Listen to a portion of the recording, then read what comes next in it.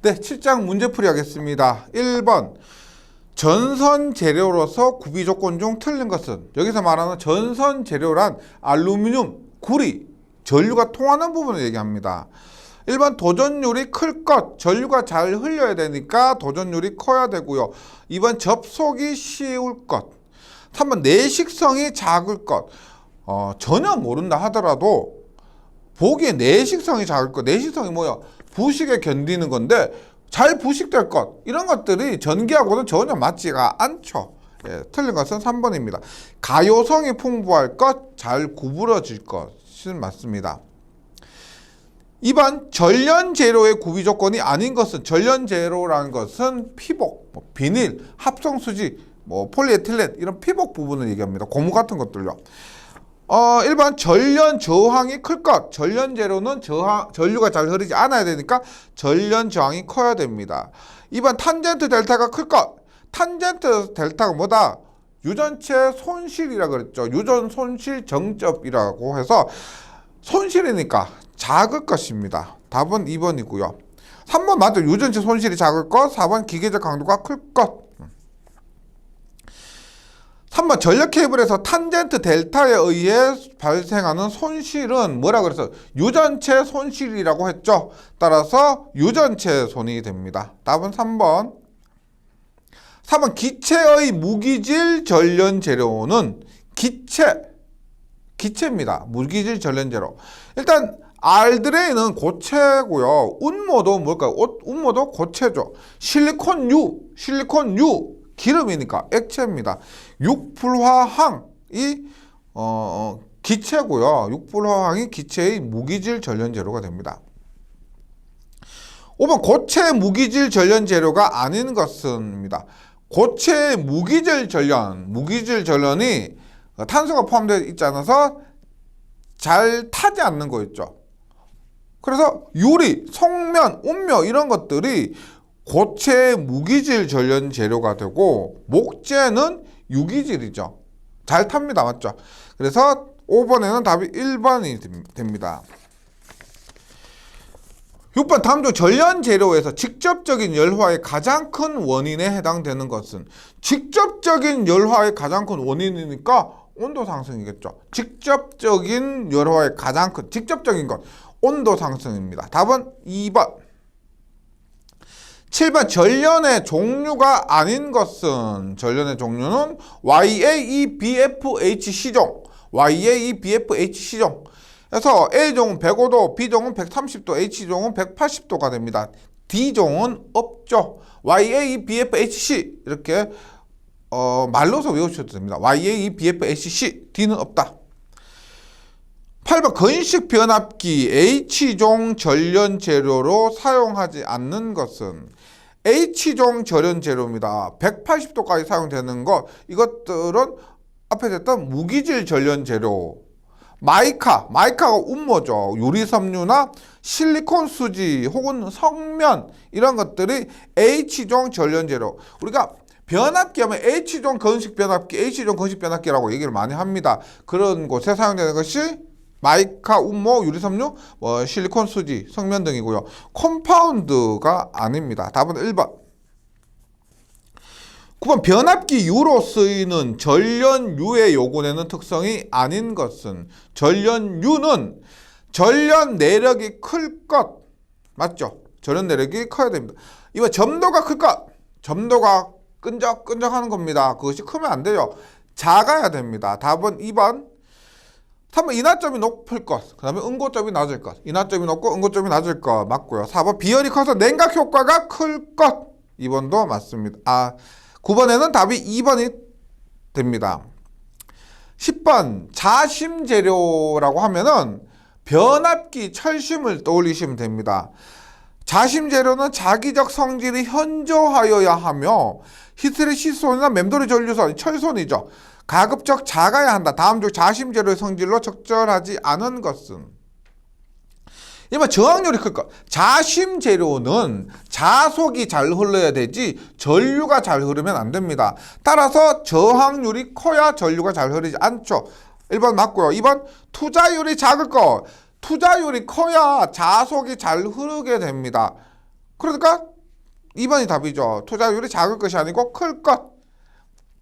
3번 극히 작은 약자성에 의해서 잔류자속이 소멸되는 성질을 가져야 된다. 약자성에 의해서 남아있는 자속을 소멸시키면 좋습니다. 그 다음에 보자력, 잔류자기 이런 용어들은 전기자기학에서 나오는데요. 뭐 자기학 다시 공부하실 필요까지는 없고 자심재료는 보자력과 잔류자기의 값이 작을 것이 됩니다. 11번 볼게요. 11번 19에 1.8 1.8mm 경동연선의 바깥 지름은 몇 mm인가 라고 하는데 무슨 뜻인지 알아야 되겠죠. 19에 1.8인 연선이라고 하는 것은 이것은 한 가닥의 지름입니다. 지름. 한 가닥 지름. 연선에 여러 가닥이 있는데 한 가닥의 지름을 얘기합니다. 그 다음에 19는 뭐냐면 19가닥. 연선에 19가닥이 있다. 이런 의미고요. 보세요. 우리가 연선에서 총 가닥수 n은 3n에 n 플러스 1 플러스 1이죠. 해서 19가닥이라면은 n을 구할 수가 있겠죠. 뭐 방정식을 세워서 구할 수가 있겠지만은 보통 이런 거 외워서 하는 분들이 많습니다. 보세요. 단선은 총 가닥수가 한 가닥이요. 1층은 그 다음에 6이 들어갑니다. 6, 12, 18, 24. 그래서 얼마? 1층에서 6을 더하면 7이 되고요. 2층은 12가 됩니다. 6 더하고요. 12 더하고 18 더하고 24. 6, 1은 6, 6이 12, 6, 3, 18, 6, 4, 24 이렇게 더해가시면 됩니다. 7에다 12 더하면 얼마? 19가 되죠. 3층은 얼마? 37이 됩니다. 4층은 61이 돼요. 5층은 얼마일까요? 5층은 총 몇 가닥? 얼마? 예, 91개가 되죠. 예, 이렇게 됩니다. 그러면 이렇게 방정식으로 세워서 푸는 것도 되지만 19개입니다. 연선의 총 소선수가 19개예요. 그러면 2층이라는 걸 알 수가 있죠. 2층. 2층이면 이때 바깥 지름이 얼마냐라고 물으면요. 보세요. 요게 단선입니다. 1층이면 이렇게 되죠. 1층. 1층이면 이렇게 되니까 2층이면 이렇게 되죠. 맞죠? 여기에 6개. 여기에 6개. 뭐 6개. 여기에 12개 이렇게 됩니다. 그래서 2층이면 요거 계산하면 되는 거죠. 얼마? 한 개의 지름이 1.8이라고 하니까 요게 1.8이라고 하니까 2층일 땐 하나, 둘, 셋, 넷, 5개로 하면 9가 되는 거죠. 이렇게 계산해 주시면 됩니다. 그래서 11번에는 답이 2번 9mm. 12번입니다. 다음 각선의 약호가 맞는 것은 볼게요. 1번 인입용 비닐 전련자선. 인입용이고 비닐이니까 DV죠. 인입용 DV. B번에 옥외용 비닐 전련자선. 옥외용은 비닐이 들어갔지만 옥외용은 OW입니다. 옥외용. 그래서 자주 나와요. 옥외용 비닐이라고 해서 OV가 아니고 옥외용 OW입니다. 10번에 450에 750, 상전압 450, 상관전압 750이라 이해하시면 되고, 일반용이면 우리가 뭐 노말 해주시고 N, 유연성, 영어로 유연하다 할 때 유연성 할 때 플렉시블이라고 그래요. 플렉시블. 그러면 노말, 플렉시블, NF죠. NF. 유연성 하면 플렉시블에 NF가 들어갑니다. 그래서 유연성 단지 비닐 전련 전선 하면 NF. 3번 비닐 전련 네온 전선입니다. 비닐은 V에 네온은 N이니까 NV. 2번에 450, 750 일반용 단신 비닐 전련 전선은 일반용 노말이고요. 여기서 단신 비닐 전련 전선 하면은 R이 됩니다. NR. 자주 나와요. 일반용 단신 비닐 전련 전선 하면 NR. 그래서 12번에는 답이 2번이 됩니다. 13번 다음은 전선의 기호와 전련체를 연결하는 것이다. 잘못된 것은 1번 FL 뭐요? FL은 형광등이죠. 형광등이고요. 고무는 루버입니다. 루버에 R이 들어가야 돼요. DV는 비닐 전련 전선이니까 인입용 비닐 전련 전선이니까 비닐이 맞고, 3번에 EV는 뭐예요? 폴리에틸렌 절연 비닐 시스니까 절연은 폴리에틸렌이 맞고요. 4번에 NRC는 뭐냐? R은 고무, C는 클로로프렌, N은 네온이니까 고무절연 클로로프렌 시스 네온 전선입니다. 그래서 고무절연 R이 들어갔으니까요, 절연체는 고무가 됩니다. 14번 케이블의 약호중 E가 뭐라 그랬어요? 폴리에틸렌이라 그랬죠. 그러면 폴리에틸렌 절연 폴리에틸렌 시스, 그래서 폴리에틸렌 절연 폴리에틸렌 시스 케이블 하니까 답은 4번이고, 1번에 미네랄 인슐레이션 케이블은 MI, 2번에 폴리에틸렌 절연 비닐 시스 케이블은 EV, 다만 형광방전등용 비닐 전선은 FL이 됩니다. 15번 전선의 약호에서 CVV의 품명은, V는 비닐, C는 뭘까요? 뭐 클로로프렌도 되고 뭐 우리가 되지만 여기에서 C는 제어가 됩니다. 제어. 그래서 CVV는 비닐 전련, 비닐 시스 뭐다? 제어 케이블이 됩니다. 용도로 제어 케이블. 답은 4번.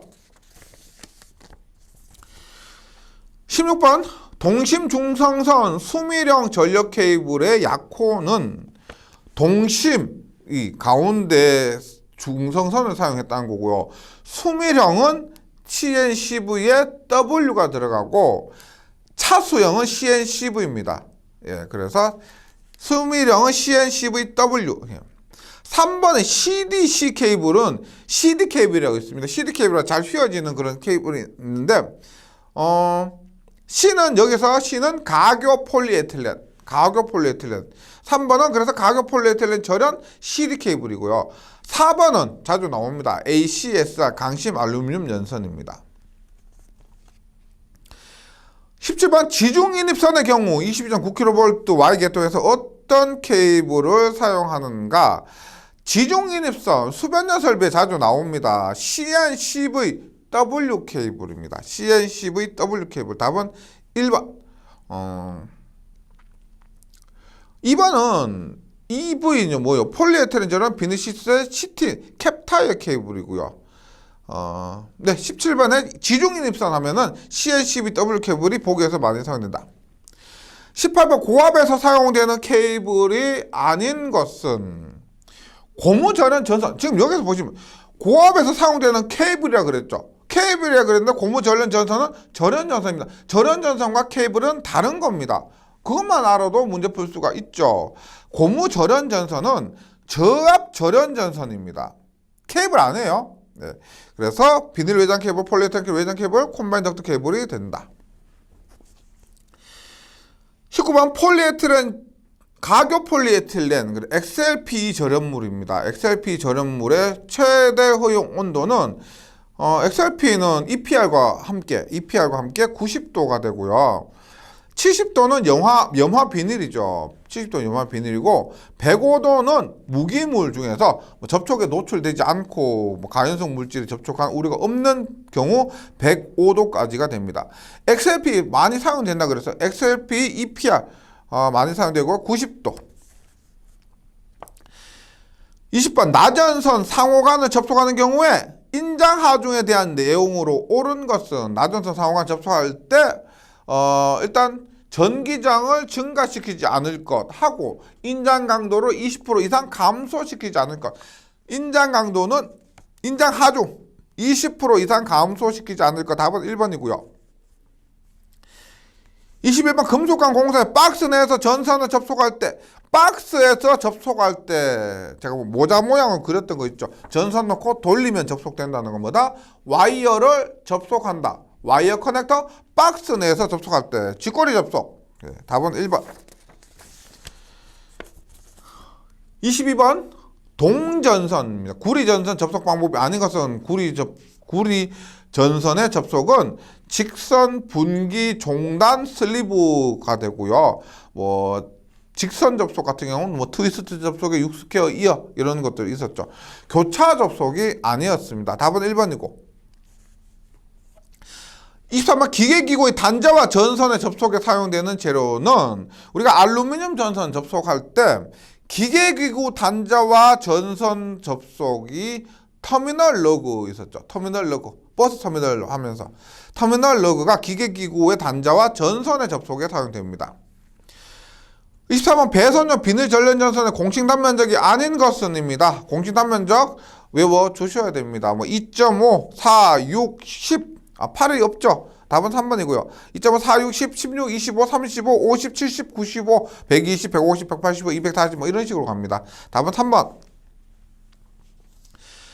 25번 22.9kV Y결선 3상 4선식 중성선 다중접지 방식의 특별고압 가공 전선으로 있어서 중성선이 ACSR일 때 최소 굵기는 32 이상 최대는 얼마? 중성선이기 때문에 32에서 95가 됩니다. 중간에 58 있지만 최소는 32, 최대는 95. 예. 중성선이니까요. 32에서 95. 답은 1번. 26번 경질 자기재 상하의 연결 금구를 시멘트로 접착시켜 만든 것이고 전압에 따라 필요한 개수만큼 연결해서 사용한다. 뭐다? 현수회자죠. 현수회자. 핀회자, 장간회자 들어보시고 네모회자는 네모가 안개라는 의미인데 네모회자는 뭐 안개, 먼지 이런 것 그러니까 염분, 안개나 먼지, 염분 이런 것에 내성이 있도록 만든 것을 견디는 회자를 네모회자라고 합니다. 28번에 3번 27번 특과 배전선로에서 사용하는 애자로서 특히 염진의 오손이 심한 지역에 사용되면 애자핀이 별도 분리되어 있다. 염진의 오손이 심한 지역 바닷가 등 했을 때 나오는 것이 라인포스트 애자 중에서 내염형이라고 있습니다. 내염형 라인포스트 애자는 염 나오면은 소금이죠. 그럼 바닷가가 들어갑니다. 그래서 바닷가 등에서 라인포스트 애자. 28번 노브회자에서 중형일 경우 전선의 최대 굵기는 노브회자에서 소중대 특대가 있었죠. 소는 16mm 이하, 중이 얼마요? 50입니다. 대는 95, 특대는 240 해서 중형일 경우는 50이 됩니다. 1번 29번 저압 전선로 등의 중성선 또는 접직지 전선의 식별에서 중성선이나 접지척 전선입니다. 전선에서 사용되는 애자, 접지척으로는 청색이죠. 접지는 청색. 예, 특과압은 적색. 그 다음에 일반 저압은 백색입니다. 30번 애자 사용 배선의 절연전선이 조영제를 관통하는 경우 조영제 벽을 관통한다는 경우 그럴 때는 애관을 사용하는데 그 애관은 절연이 되는 것, 즉 전기가 통하지 않는 것을 사용해야 된다고 했죠. 그러면 전기가 통하지 않는 것, 애관, 합성수지관, 전질 비닐관에서 금속관은 절연이 안 됩니다. 따라서 답은 2번이 됩니다.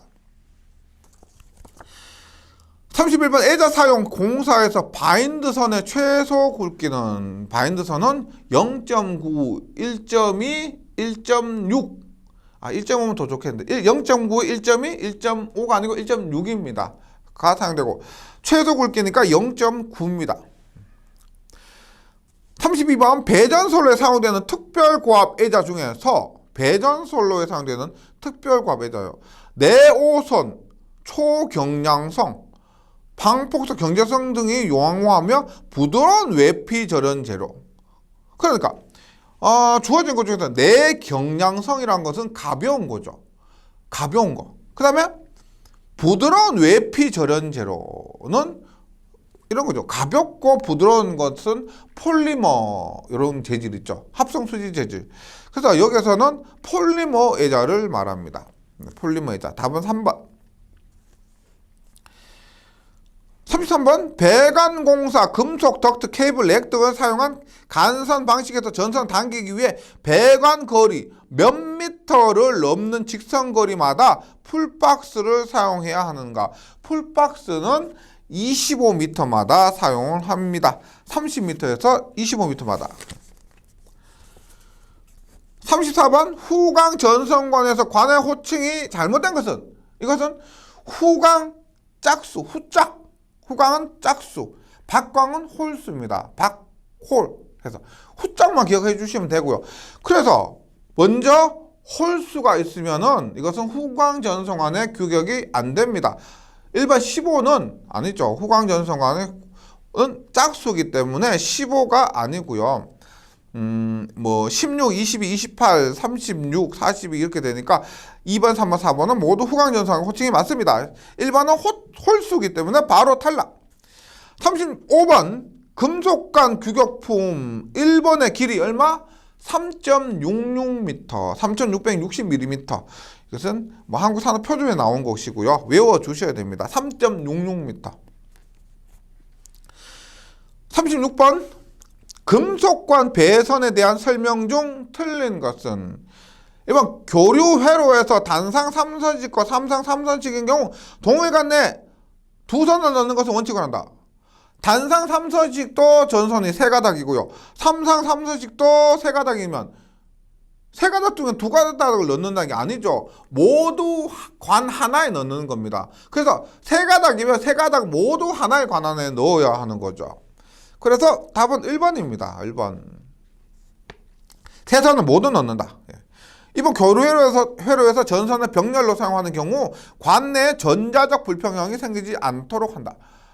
전자적 불평형. 이것도 시험에 나온 적이 있어요. 전자적 불평형이 생기지 않도록 한다. 3번 굵기가 다른 전선은 동일 관 내에 넣는 경우 전선의 피복 저름을 포함한 단면적의 합계가 관 내 단면적의 3분의 1. 4번도 비슷한 내용이죠. 그래서 36번에는 1번이 됩니다. 37번 금속 전선관 사용 시 케이블 손상 방지용으로 사용되는 것. 케이블 손상 방지용으로 금속관 끝부분에 연결하는 게 뭐가 있어요? 로크너트죠. 끝부분에 금속의 그 피복의 손상 방지하는 거. 여기는 부싱이죠, 부싱. 로크너트는 잠그는 것이고, 케이블 손상 방지용을 하는 부싱입니다. 예. 로크너트는 그 박스 양쪽에 잠그는 것이 로크너트고요. 예. 그래서 답은 부싱입니다. 2번. 예. 38번 금속관의 부속품 중 전선관 상호의 접속용으로서 관이 고정되어 있을 때 또는 관 자체를 돌릴 수 없을 때 금속과 상호 접속할 때 유니온 커플링 그리고 관 자체를 돌릴 수 없을 때 사용되는 것은 유니온 커플링입니다. 답은 3번. 39번 옥외에 빗물 침입 방지 그리고 관 끝에 사용하는 거.